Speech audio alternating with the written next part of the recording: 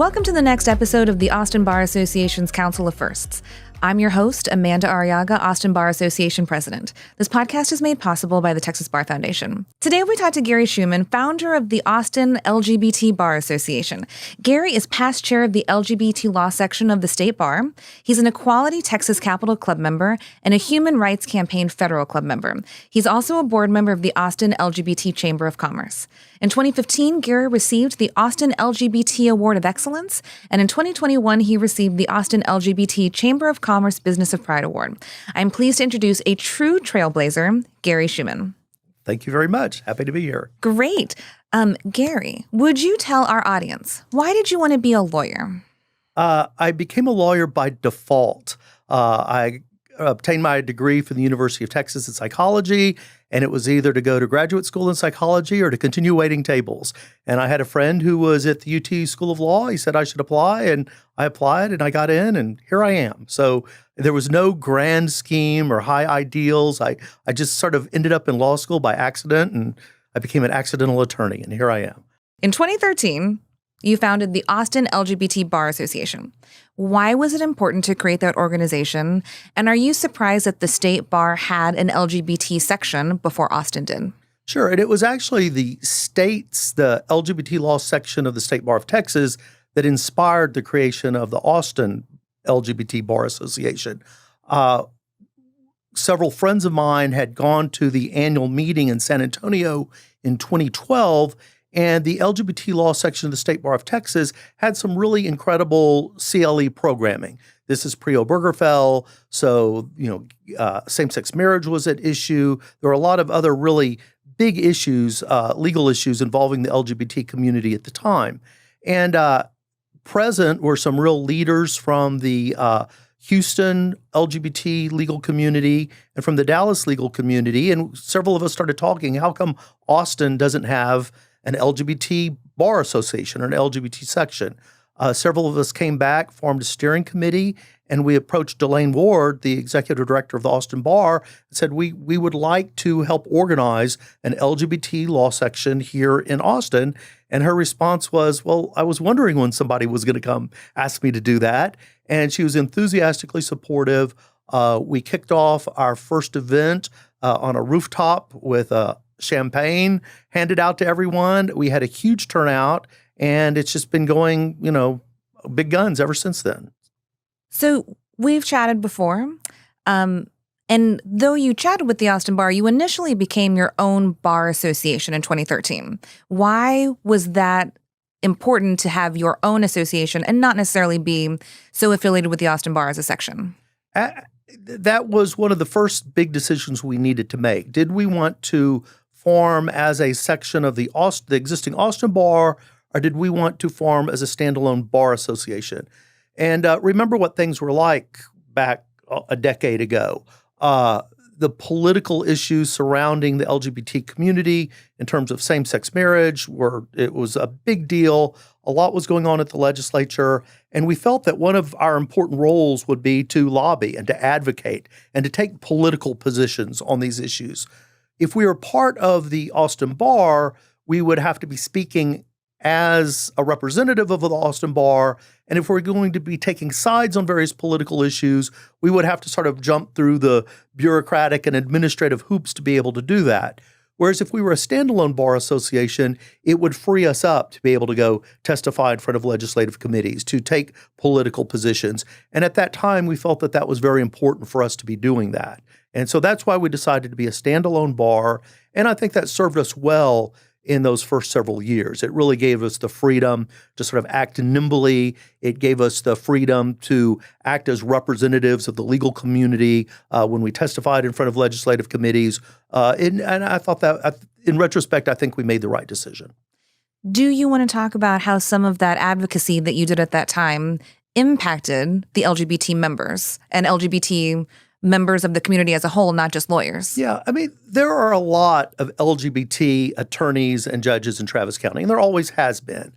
But I think there had always been just a slight hesitation to be an openly out judge or an openly out LGBT lawyer. And it was sort of a soft secret. People sort of generally knew who the gay or lesbian lawyers were, but it wasn't talked about. People weren't overt about it in terms of owning that identity. I think by creating the Austin LGBT Bar Association and putting on such successful events, galas, continuing legal education programs, and sort of serving as exemplars of, professionals within the LGBT community, I think it really freed up a lot of people and gave a lot of people permission to be out in their law firms or even running for judges. I know Judge Selena Alvarenga, who was on our board, has said that the existence of the LGBT bar and its stature in the community gave her a lot of comfort to run her judicial campaign as an out lesbian woman. And I know similarly now we have Lori Iserloh, who owned her, LGBT identity when she ran for judge. And so I think the existence of the LGBT bar, I think, laid the framework and the groundwork for life to be a little easier for LGBT lawyers in the Austin area. And at the same time, you were able to partner with other affinity bars to be part of what's called the Diversity Report Card. Mm-hmm.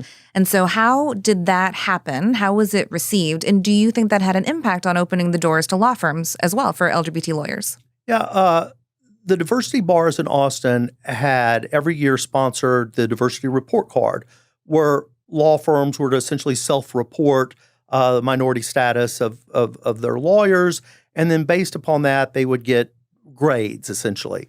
And one of the co-founders of the LGBT bar, Fred Soltan, who was an attorney at Gardner Wynn at the time, who had been involved in that process, suggested, shouldn't LGBT status be included as one of the components of the diversity report card?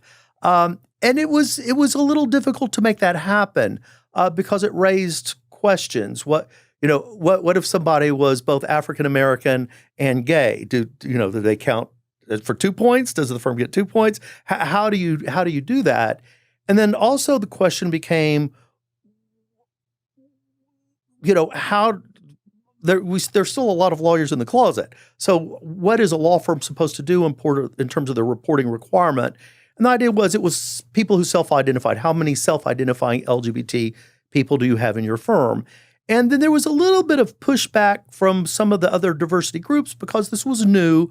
But at the end of the day, everybody was very supportive, and LGBT status showed up as a category that firms could report on their report cards.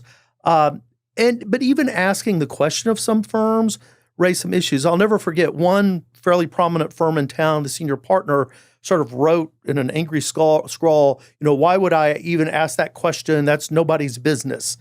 And it really hit us.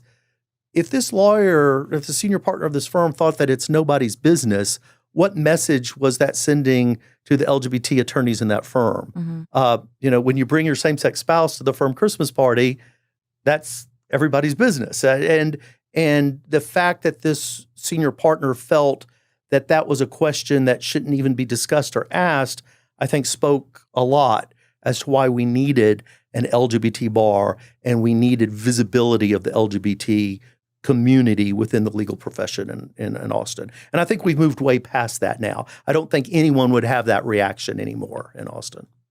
That's wonderful. So 6 years after you created the LGBT Bar Association as a standalone bar, you incorporated with the Austin Bar as a section. So you could no longer do advocacy. Do you think that your job was done? That's a good question. Post-Obergefell, once same-sex marriage was achieved, I think there was probably, unfortunately, a sense that so much of our work had been done. And people in the transgender community still had a lot of work to do, but that was work that we were all starting to work on together. I think there was sort of a sense that, maybe we're done. And then we got employment non-discrimination on the federal level. And so we thought, well, maybe we're sort of done. And at that point, it seemed to make sense to be a section of the bar, to avail ourselves of the bar resources, the day-to-day accounting, keeping track of membership. That stuff takes work, and the bar has staff to do that kind of work. So it seemed like that made more sense. I don't think any of us really foresaw the kickback or the pushback that the LGBT community would be receiving, particularly what's going on in the legislature as we speak right now. I've already gone down to testify on some of the bills that are before the legislature now. And so I don't know. It's a good question to ask because I don't think anybody at that time really foresaw what the LGBT community would be fighting against in terms of legislation that's before up at the Capitol right now.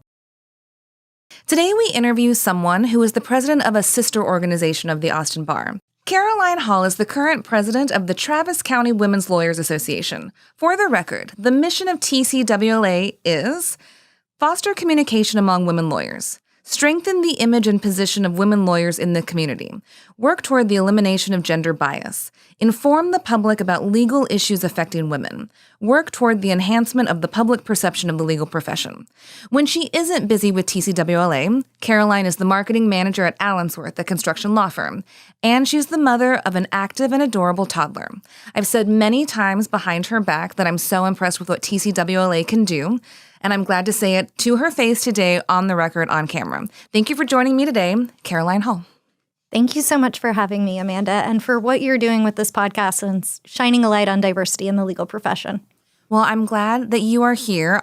I have told you before, I really am impressed that all TCWLA can accomplish.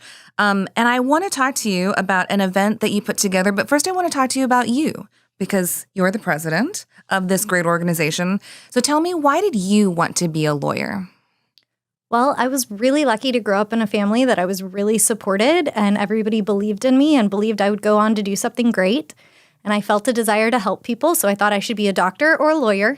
And I'm really queasy, so I went with lawyer. And good choice. Yeah, and that's pretty much the story. Well, then how did you join the Travis County Women's Lawyers Association?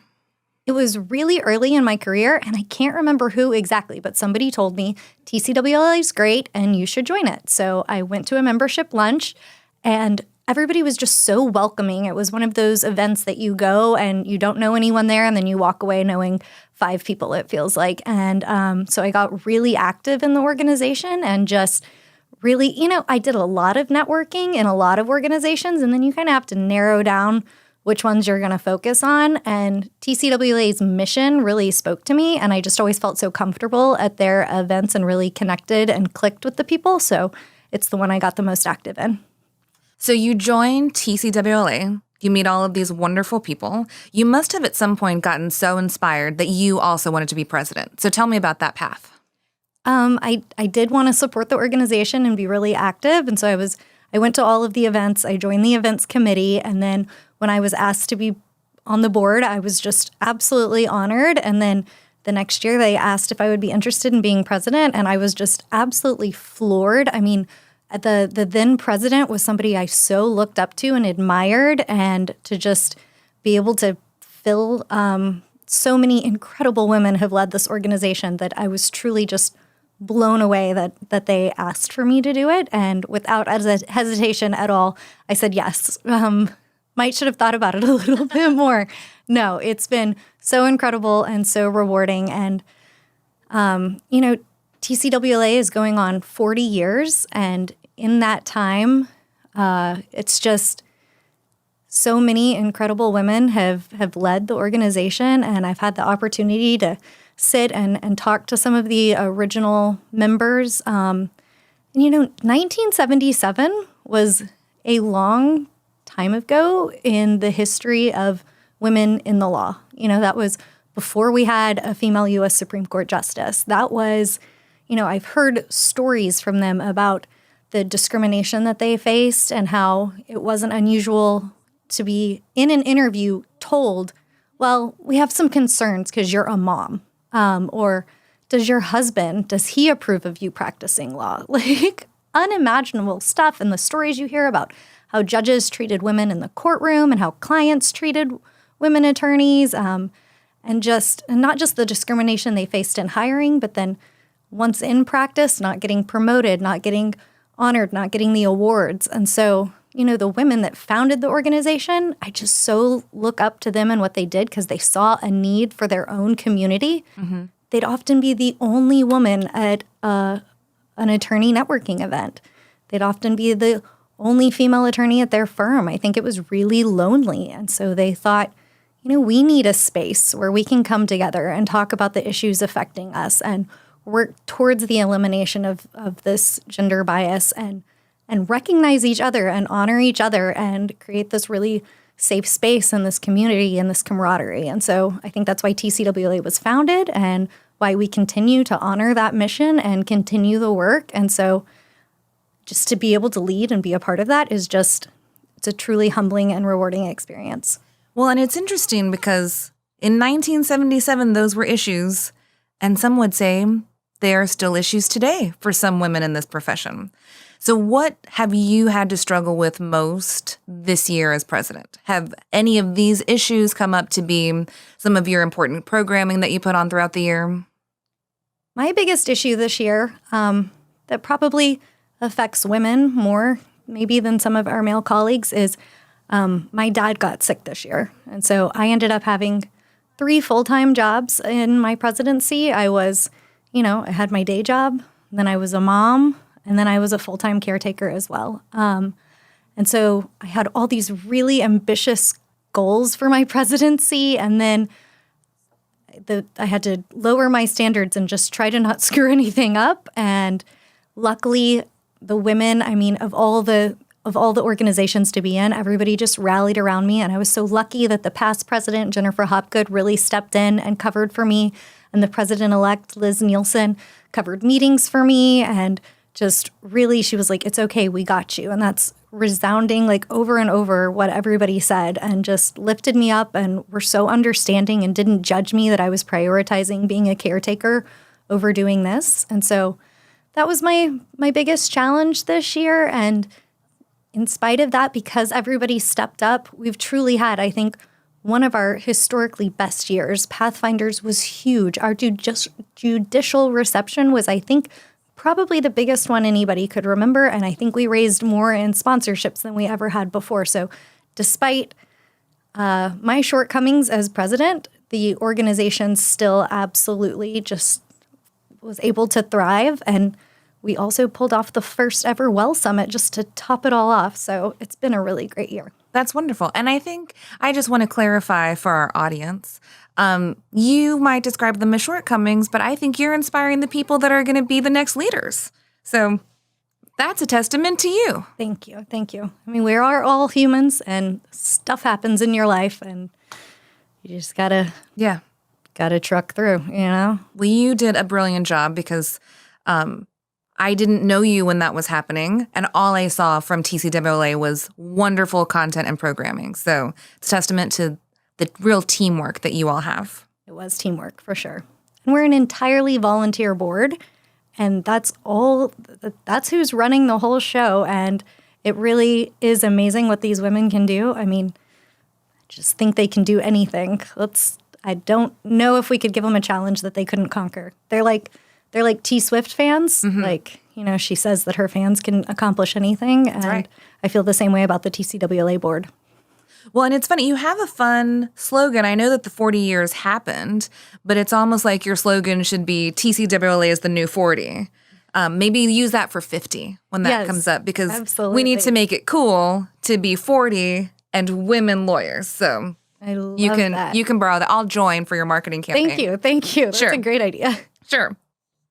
Okay, so one of the most impressive things that you all did this year really struck me because you put on the Well Summit, Women Empowering Leadership in the Law, with a bunch of other organizations that could have been considered your competition. So you are the umbrella group for Travis County women's lawyers, but there are also now groups called Mamas, which focus on attorneys who are moms, the League of Lady Lawyers, focusing on attorneys who are younger, Sisters-in-Law, focusing on attorneys who are minorities, and Cafecitos, focusing on Hispanic female attorneys. So some leaders might be cautious about working with these organizations, maybe be jealous, maybe wonder, but why don't you want to be part of our club? Why did you need your own club? And you didn't do that at all. In fact, you brought this group together and used your own platform and infrastructure to bring everyone together at no expense and then put on this Great Well Summit. So tell me about how that happened. Well, you know what they say, a rising tide lifts all boats or something like that. Sure. I'm not super aquatic, but it's something like that. And I really think that's the case. And I think working together, we were able to accomplish something that we couldn't have pulled off as individual organizations. Shireen Thomas is actually on the TCWLA board. I'm sure everyone knows her. She's so active in the community and she's amazing and there's nothing she can't do. So when I was president-elect, she asked me to lunch and she had this idea. Let's do something with the other women organizations so we can all amplify each other. And I was like, yes, let's do it. And she was like, no hesitation. Okay. And I was like, this is great. I love this kind of stuff. And so we thought maybe we could do a half-day conference. It's we only have 6 months to plan. Let's not be overly ambitious. And so the two of us, we were like, okay, maybe a half-day conference. Then we met with the leaders of the other organizations and they were like, yes, we want to do it too. And everybody was just overwhelmingly so excited and so supportive and so willing to help. And then we started to reach out to potential sponsors and everybody jumped on board. So before we knew it, we had a full day conference planned that was completely free to everybody to attend that included breakfast, lunch, and a reception. And it was magic how it all came together, and which would not have happened without Shireen's leadership, first of all, and her organizational skills and her ability to motivate people. And then just every single organization stepping up and having at least 2 people on the committee helping. And it was a really active community. Everybody did their part to find speakers and help set it up and every little detail in between. And so everybody working together. It's just amazing what you can accomplish. In today's episode, we talked to Selena Alvarenga, judge of the 460th District Court. Judge Alvarenga truly has a fascinating background. She came to the United States when she was 13 when she and her father fled the Civil War in El Salvador. She arrived in the United States speaking only Spanish, and when they settled in Alaska, she was one of only 3 Latin American immigrants in her class. She graduated from Our Lady of the Lake University with a bachelor's in business administration and St. Mary's Law School. While in law school, she became a U.S. citizen. She spent her career as a criminal defense attorney, in many cases representing indigent clients, in order to ensure that every person was treated fairly no matter their circumstances. She's the former presiding director of the Austin Criminal Defense Lawyers Association and has served on the board of the Austin Bar LGBTQ Association. She has been an appointee to the Austin Public Safety Commission and active in Habitat for Humanity. Judge Alvarenga can be described in a variety of ways: openly gay, Latina, and an immigrant. While those are interesting descriptors, I think her true legacy will be that she is hardworking, persistent, and a true leader in her field. I am honored to have with me today Judge Alvarenga. Thank you for being with me today. Thank you so much, Amanda. It's a pleasure to be here today. I think your background is one of the most interesting that I've seen. And so I typically start with, why did you want to be a lawyer? But I want to know first, how did you get from Alaska to San Antonio? Well, that can be a very long story, but I will try to... We have time. Okay. So yes, I came to the U.S. from El Salvador when I was 13. Initially came in with a visa. Eventually that visa expired. So my father and I were undocumented for quite some time. And that's how eventually we made it to Alaska. It was a place that was remote to where maybe immigration couldn't find us. Eventually, we did have the opportunity to become residents, but that meant that we had to leave the country. Back then, we couldn't go back to El Salvador, so that meant we had to find another country that we could go to. And eventually, we then ended up in Spain. I spent a year in Madrid and traveling through Europe, which was quite interesting. I mean, I enjoyed it, even though the circumstances that we were going through were not the best. It was nevertheless a great experience, for me to be able to travel to a different continent. Eventually, we received the green card, came back to the U.S. I went to Miami, where I started going to community college. I was working, going to school part-time. My father at that time decided that he was going to move to Texas. He found a job in Texas. He moved to Laredo. So after being in Miami for probably about a year, I was not moving as quickly as my dad would have liked it as far as my schooling was concerned. So he very gently asked me to move to Texas. And so I did. So back in 1989, I moved to Laredo. Was in Laredo for probably another 9 months or so. Again, went to community college over there. And that's when I moved to San Antonio. Not that I didn't like Laredo. I mean, it was a nice place back then. I could go back and forth. Go to Mexico and have fun down there. But I wanted to be somewhere, in a bigger city. So San Antonio was the place, and I found Our Lady of the Lake. That happened to be the place where I felt at home, finally. And got my BA from Our Lady of the Lake, and I eventually went to St. Mary's University, School of Law, and here we are. I happen to know Our Lady of the Lake is a great school. That is where my mother went, and she also has a business degree from there. Well, there you go. Maybe we know each other. You might know each other. Your paths might have crossed. Yes. And so while you were in business school, sounds like you decided to go to law school, which is a path I took as well. What about being at Our Lady of the Lake and studying business made you want to be a lawyer?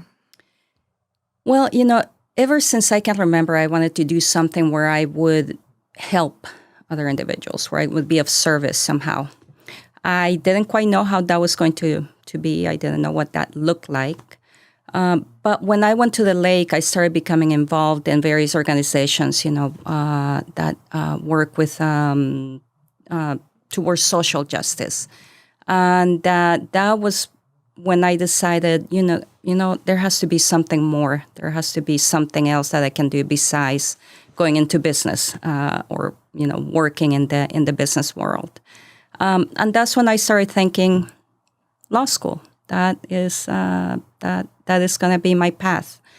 And it wasn't until probably my junior year in college that I decided that I was going to take that path. Took the LSAT, started applying to different places, and eventually I got admitted to St. Mary's School of Law.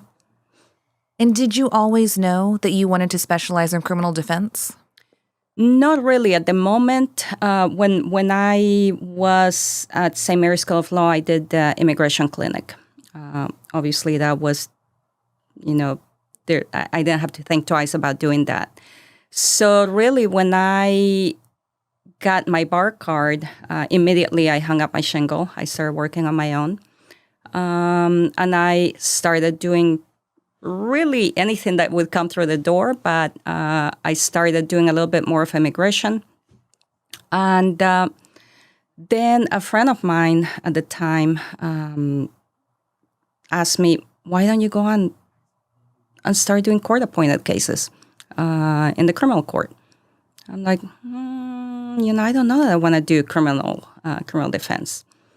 But I did. I went and gave it a shot. And immediately I fell in love with criminal law and started practicing criminal defense, mainly indigent defense.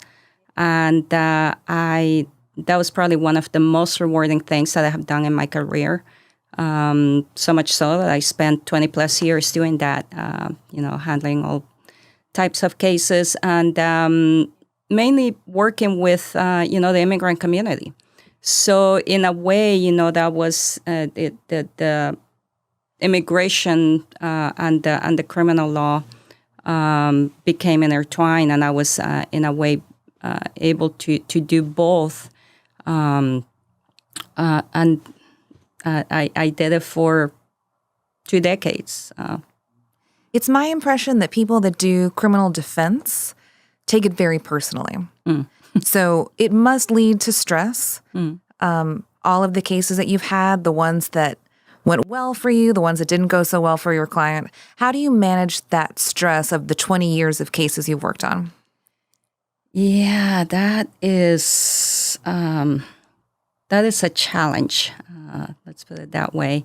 And I mean, the stress continues to be there now. It hasn't gone away. And how I deal with it, really, it changes from day to day. It just depends.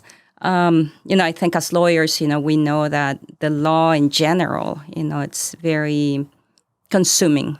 And it can literally take over your life if you let it. So it's really important that we do something to take care of ourselves, to take care of our emotional well-being, our physical well-being, and take that time away from the books and thinking about our cases, right? Because I know, we all have had that experience where we wake up in the middle of the night thinking about a case, thinking about a client, thinking about, something that's going on. And it can definitely take its toll. How I deal with it,